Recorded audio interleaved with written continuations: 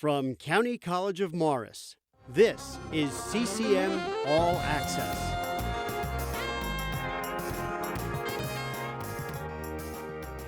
Hello, and welcome to this week's edition of CCM All Access, the show that brings you news and information from the County College of Morris.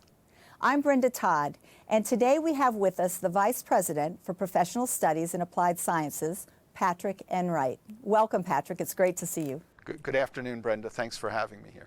You've been at the County College of Morris for 14 years, and this will be our third interview to date. Is that right? It is our third interview. We've got a lot to cover. Yes, well, there's a lot to be said about a school that includes three major units of the college, right? Three major ones? It is three. I oversee the Center for Workforce Development, the non-credit arm of the college, the School of Business, Math, Engineering, and Technologies, awarding associate degrees and certificates, and the School of Health Professions and Natural Sciences. That's quite a lot. It is indeed. I like to think that they're interconnected, by virtue of the fact that they're all focused on training students to enter the job market immediately on graduation. So whether it's Center for Workforce Development or the School of Business, Math, Engineering, and Technologies, or health or nursing students graduating from the School of Health Professions and Natural Science, they're all planning on entering the job market immediately.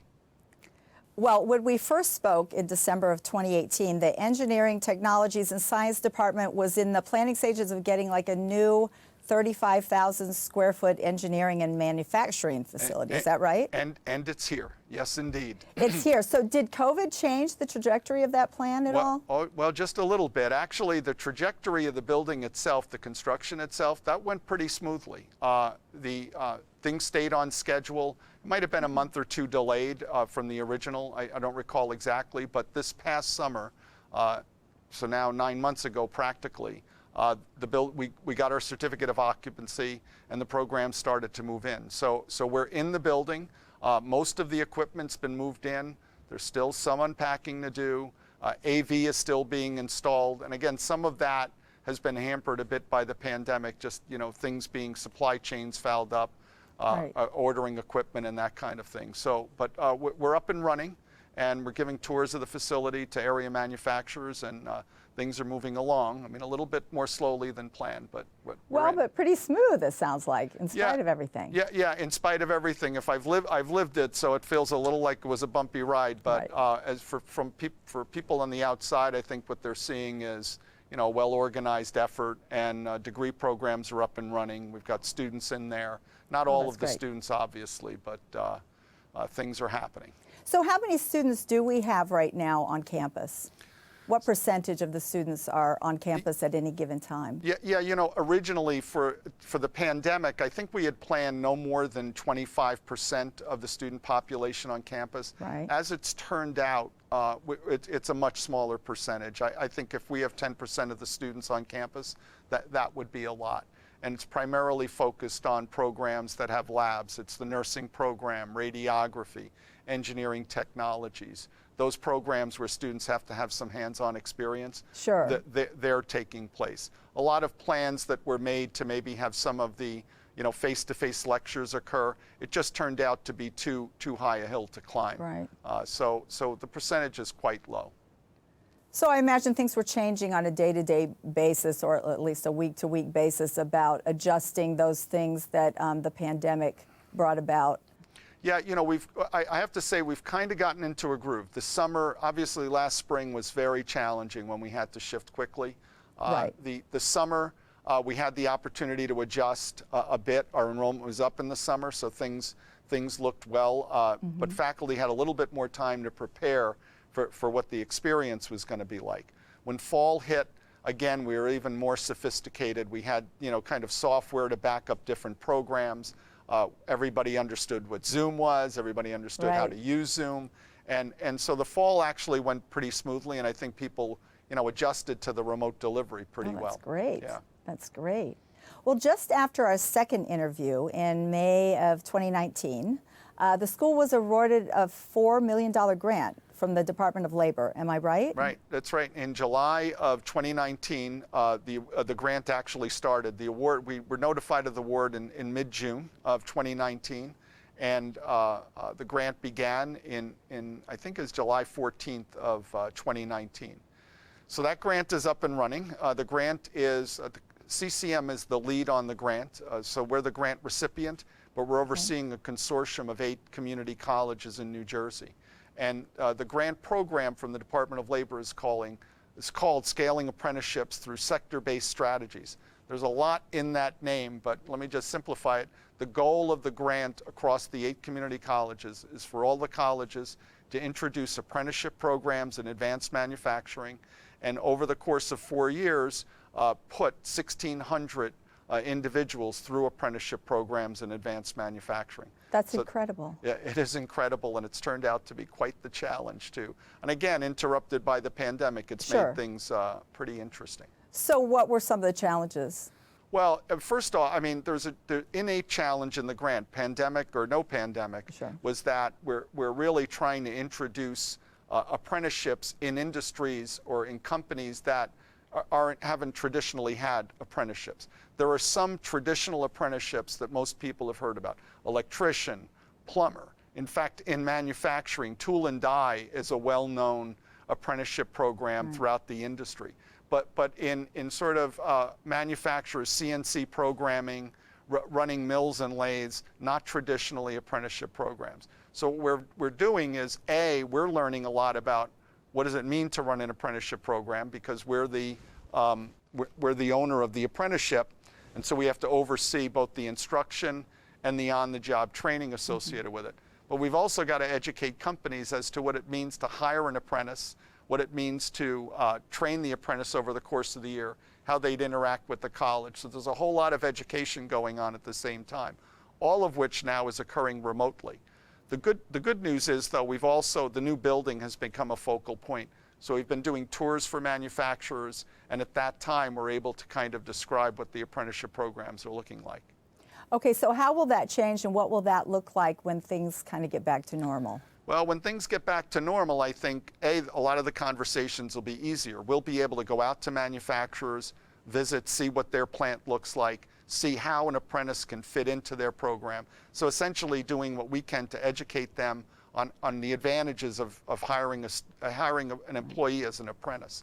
I think really we'll just have more capacity at the college. I think people will be more able to enroll in the program and more willing to come, face to face at the college. So I think it's just about really during that, once we're back face to face, we'll be able to really scale up what we're doing.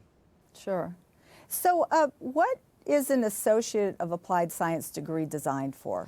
Okay, so in the Advanced Manufacturing and Engineering Center, the programs that are housed in there are primarily Associate of Applied Science, not exclusively, but there are 2. And this is, I'm going to use these 2 examples to describe the intent behind all Associate of Applied Science degree programs. So for example, nursing is an Associate of Applied Science degree program. But let me just talk about engineering for a minute.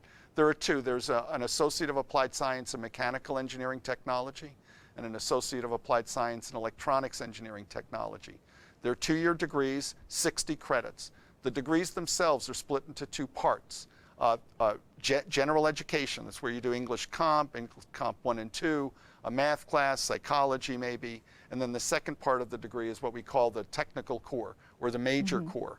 And that's usually, in an Associate of Applied Science degree program, that's about 40 credits. So a bit over 12 classes that you would take in your core.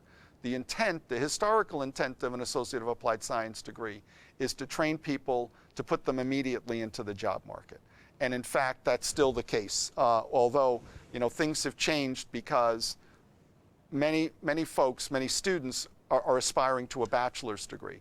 So as it turns out, even though the Associate of Applied Science was designed to put them into the job market and can put them into the job market, many are choosing to transfer. So who are your students? I mean, do they vary as far as their aspirations? I would imagine that they do, what their goals and aspirations are. Some are looking for 4 years, some are looking for just certifications, maybe some are just wanting to enhance their skills in the workforce. Or What? All of the above. I mean, I think I think you nailed it. And really, the demographic at CCM has been predominantly, it's not exclusively, but we're really known for the 18 to 22-year-old demographic, students that have just graduated high school. You'd be amazed at how little they know about, what future plans, they can create by going through college. Do they want to head into the job market? Do they want to head for a bachelor's degree? And so part of the education process is for them to decide what do they want to do. Right. Increasingly at the college, though, and historically we've had maybe 20% of the campus population has been what we call non-traditional aged students. Students that are maybe 24 or older, who are returning to college, or who, out of high school, went and worked and are just deciding, okay, I want to go and get a degree. And so that population has always been a smaller percentage of the population. What we're really working on is expanding our scope at the college to appeal to that population. When I say appeal, I mean, and a lot of people, and I'm sure, perhaps you agree, I'm not sure, but most folks think that as you get older, you get a little bit more practically oriented. In other words, hey, if I'm going to go to school, I'd like to know what's the job, what's the benefit for my job, what's the benefit for my income. And so we're increasingly focused on aligning what we're doing to the interests of that age group. And so our workforce programs are gearing up more and more to align for that population. So we're really hoping to grow that demographic. Well, in our last interview, you gave the hospitality degree and certification as versus the certification only as a really good example of what someone going into that field might expect to earn in the short and the long run. Can you take us through that again? Yeah, so this is nationwide, and you read about it in the newspapers, and in fact the federal government in deciding on funding is really starting to focus on job training. What kind of certifications are necessary to get people into good paying jobs? And when we say good paying jobs, we mean jobs that have wages that are family sustaining, jobs that have health benefits and retirement accounts associated with them. And looking at that segment of the job market, the question is, what does a person need to get that sort of job? And so rather than just talking about degrees, are there certifications that are valued in the industry and that companies will pay for someone to have and hire? Right. So examples of those, and increasingly they're popular. So there's a study several studies recently done that focused on individuals who just went for a certification. Certification meaning some industry valued credential. Famous ones are the A+ certification for a computer entry-level position, a computer tech position. That would be an example. Other examples are Microsoft Office specialist certifications. In other words, you study Excel and you pass a Microsoft exam to become a Microsoft Office specialist in Excel. Those are classic, those are well-known certifications. So studies have been done to assess, for folks that just do those certifications, are there wage increases? And the studies over and over demonstrate that industry certifications lead to increased wages, increased employment opportunities. So that's a big part of our expansion. And when I talk about that, what we really try to do is, for folks that are interested in getting into the job market, we try to, a lot's got to do about that. For them, what's the immediate goal? What's the short-term goal? What's the long-term goal? For a lot of folks, maybe some subset of folks, it's a short-term goal. A, I'm unemployed and I need to get a job. Or B, I'm in a job and the wages I'm making aren't family supporting wages, which in New Jersey, I mean, there's several studies that are done. So for like a single individual, a living wage is something over $15 an hour in New Jersey, resulting in, I think, about $33,000 a year annually. So an individual may be just looking to upskill into a higher paying job. And so as you look at those two, the question that you ask is, okay, what can I do to get them into a job like that? What kind of training will get them into a job that pays above $15 an hour? Or what can I do to give them skills that allow them to grow in the job that they're in? And so industry certifications that we would use So for example, in the apprenticeship grant, we've rolled out a boot camp, and I think maybe we can talk about that a little bit more later. It's a pre-apprenticeship program. What we're doing in that program is in 4 weeks, we're taking an individual with 0 experience in manufacturing. It means none. And we're testing them for basic skills and then remediating them as necessary for math and English, and then putting them through a 4-week to 9-week program to enter into the industry. We have companies lined up that'll interview the completers of the pre-apprenticeship program, and the companies have committed to offering positions that are at a minimum $15 an hour. That program aligns with multiple industry certifications. So when they leave here, they have training, but they've also got industry credentials that they'll take with them to whatever employer they're at. Additionally, when we built that program, it's kind of a model for the future. We're also able to award college credit. So we can tell someone that just came for some short-term training to get into the workforce, to get into advanced manufacturing. We're able to say, A, you've got some credentials that are portable, whether you want to move companies in the future. But secondly, if you want to continue on, you've already begun your degree because there was college credit associated with the program that we offered. So there's a link where an industry credential will get you immediately into a family supporting wage position, but also has growth potential to a degree. Incredible. That's wonderful. Well, I'll tell you, we're going to take a break right now, and then we will be back with Patrick Enright. I'm Andrea Lucia, a graduate of County College of Morris. At CCM, I gained a high-quality education, was involved with clubs on campus, and performed university research in tissue engineering. My CCM education prepared me for ongoing success. Today, I am at Cornell University, studying engineering and performing research in cardiac tissue engineering. The professors and staff at CCM helped me to start right and finish strong.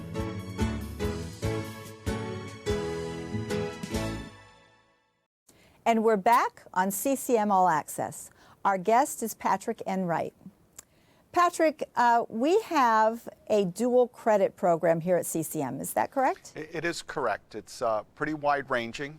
Dual credit is where the college is running a college class, and at the same time, the student is meeting high school requirements. So they're getting credit in high school, and they're getting college credit.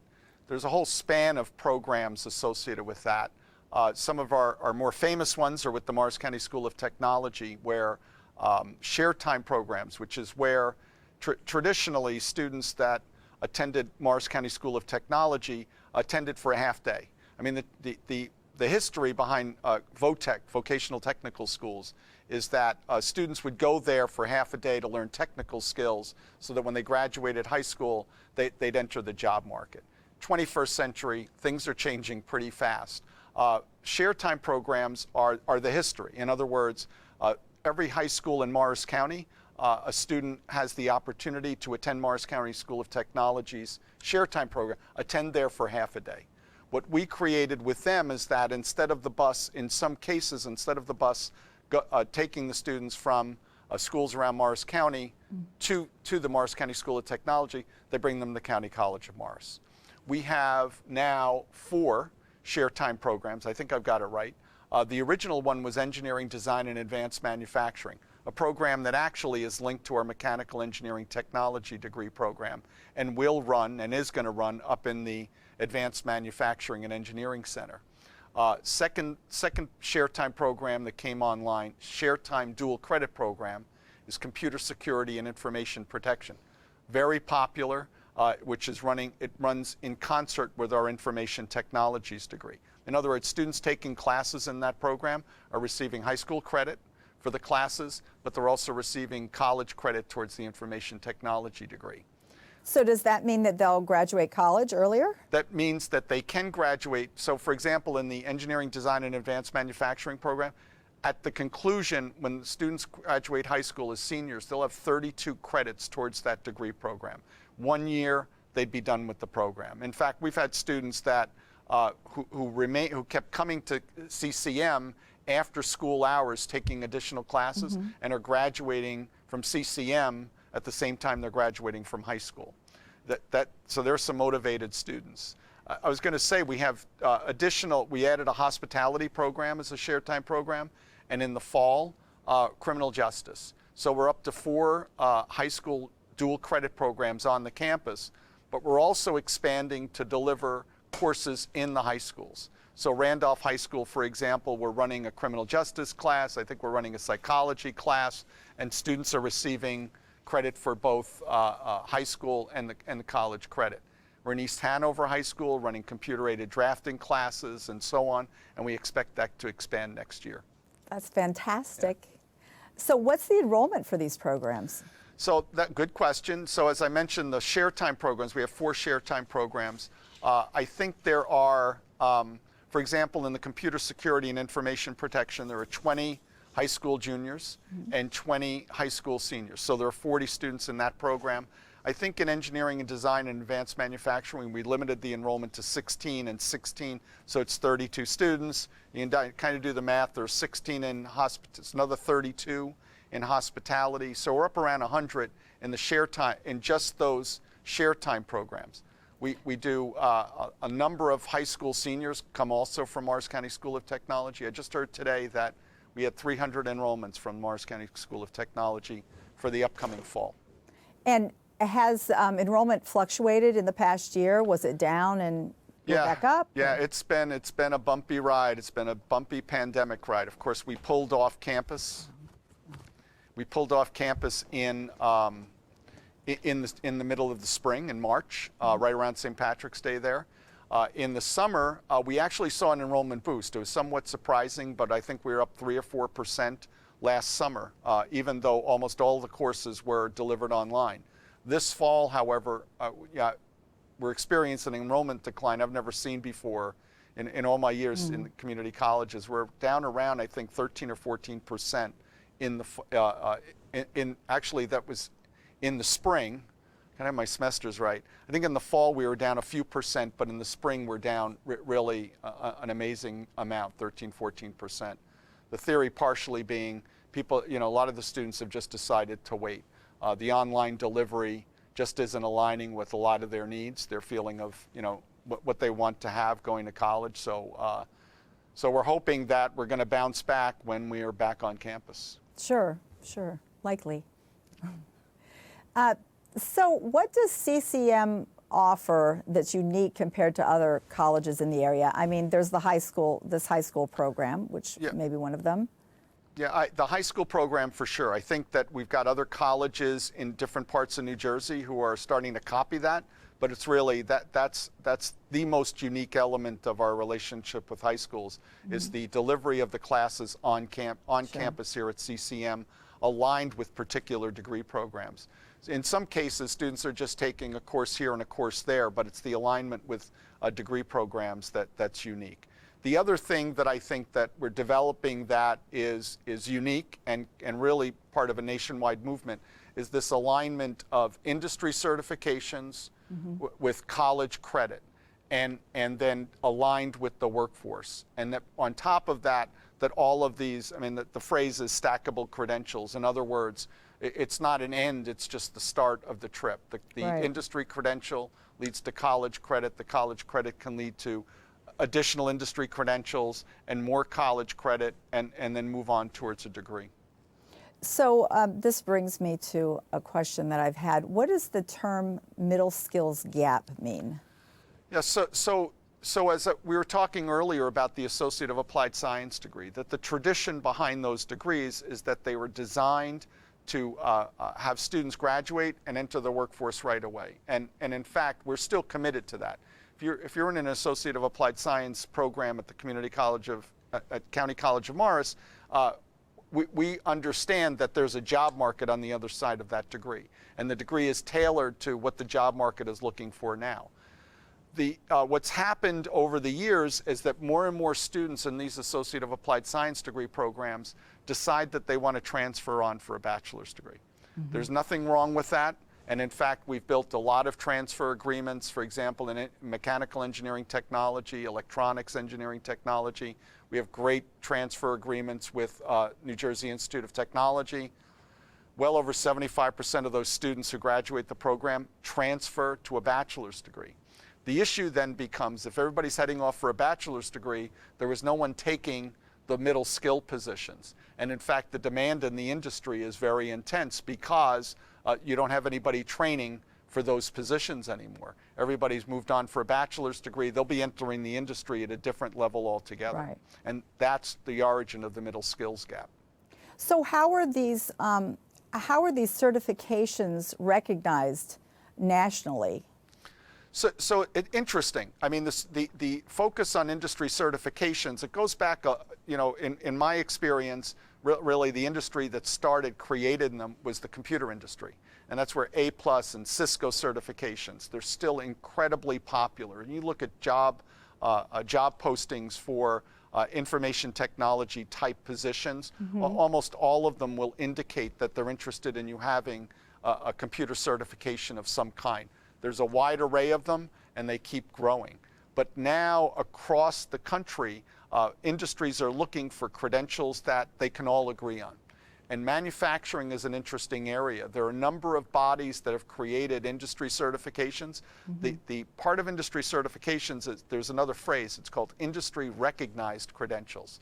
And the key to the credential is that the industry itself has to A, understand the credential, and then B, value it. And there's a growing movement in all sorts of different industries for that. Just to give you an example, we're partnering with Intel right now, working on an artificial intelligence curriculum.